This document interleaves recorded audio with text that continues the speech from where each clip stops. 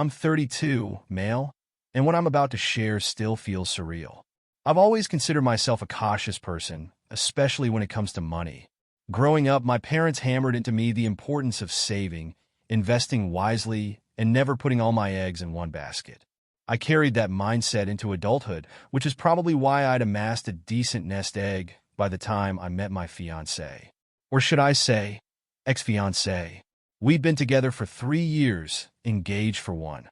For the sake of this story, I'll call her J.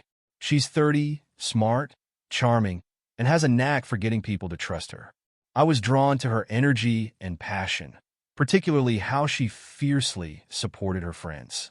But as I'd soon learn, sometimes loyalty to the wrong people can be a dangerous thing. Setting the stage. It started innocently enough. Over dinner one night, Jay mentioned that her childhood friend, let's call her, was launching a business. I had this big idea for an eco-friendly lifestyle brand and was looking for investors. Jay was buzzing with excitement, going on about how groundbreaking A's concept was and how it was the next big thing. I didn't think much of it at first. People pitch business ideas all the time. I just nodded along and said something like, "That's cool. I hope it works out for her." But Jay wasn't just making conversation. She wanted us to invest. Specifically, she wanted to use our savings to back A's venture. "Hold on," I said. "Try to stay calm. We've been saving for a house. You really want to risk that on an unproven business?" Her smile faltered. "It's not just any business. It's A's business.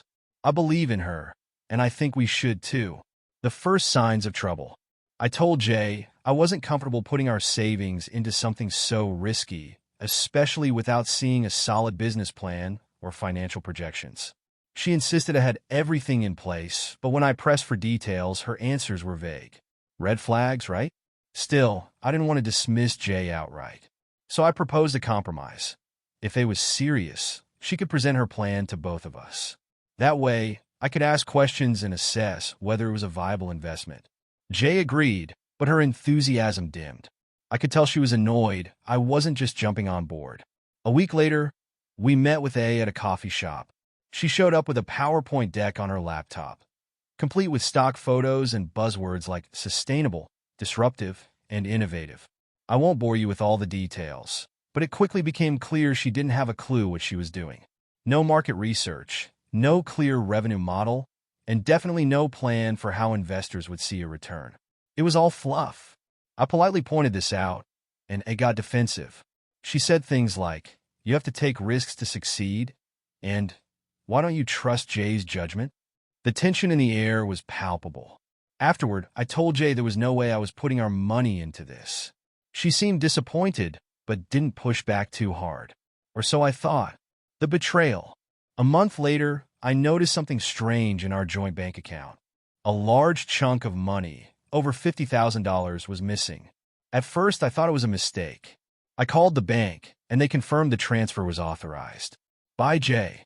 I felt my blood boil. When I confronted her, she tried to play it off like it was no big deal. "I know you were hesitant," she said, "but I couldn't let this opportunity slip away. You'll see, it's going to pay off." I was livid. "You had no right to do that without my consent. That's our money." She crossed her arms, her face hardening. "It's not just your money, it's mine too. We're partners, aren't we? I made a decision for us." Partners? What kind of partner goes behind your back and gambles away your life savings? I couldn't believe what I was hearing. Escalation. The next few weeks were hell. I tried to get Jay to see reason, but she doubled down. She started parroting A's talking points, insisting this was an investment in our future. I wasn't buying it. I reached out to her directly, hoping to get some clarity. Big mistake. A accused me of being unsupportive and trying to sabotage her dream. She even had the audacity to suggest I apologize for undermining Jay. The entitlement was off the charts. Meanwhile, I contacted a lawyer to see what my options were. Since we weren't married yet, I learned I had a strong case to recover my share of the money. But Jay and I weren't going down without a fight. They tried to make me look like the villain, saying I was controlling, unsupportive, and selfish. It got uglier. Jay started spreading rumors among our mutual friends, painting me as a heartless miser who didn't care about her happiness. They even sent me a threatening email, warning me to stay out of their business. The legal battle. Determined not to let them get away with this, I filed a lawsuit to recover my funds. The process was stressful and drawn out, but I had solid evidence on my side. Bank statements, text messages, and even a recording of Jay admitting she made the transfer without my consent. During the discovery phase, my lawyer uncovered something shocking. It had a history of failed ventures and lawsuits. She was a serial scammer. When I confronted Jay with this, she brushed it off, saying, "She's changed. This time will be different." The case eventually went to mediation, where Jay and A tried every dirty trick in the book. They lied, deflected, and even tried to paint me as abusive. But the evidence didn't lie. The mediators saw through their nonsense, and they were forced to settle. The revenge. I got my money back, every last penny, and I broke off the engagement immediately. But I wasn't done. Using the evidence we'd gathered, I reported A to the authorities for fraud. Turns out, I wasn't her only victim. She was arrested and charged with multiple counts of fraud and embezzlement.